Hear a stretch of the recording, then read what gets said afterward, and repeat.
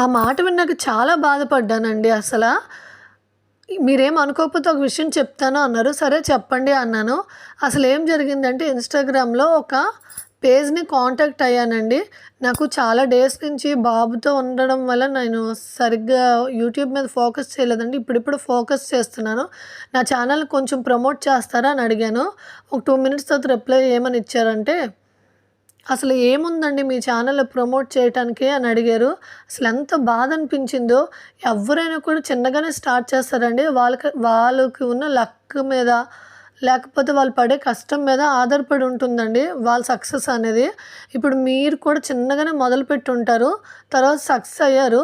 So, అందుకు మిమ్మల్ని మేము ప్రమోట్ చేయమంటున్నాము. అంతేగాని అలా క్రిటిసైజ్ చేయకూడదు. మీరు చెప్పండి నిజంగా నా వీడియోస్‌లో కంటెంట్ లేదా? ఒకసారి నా వీడియోస్ అన్నీ చూసి చెప్పండి. ఏదైనా మార్పులు, చేర్పులు చేసుకోవాలంటే చేసుకుంటా. నచ్చితేనే నాకు సపోర్ట్ చేయండి మీరందరూ కూడా.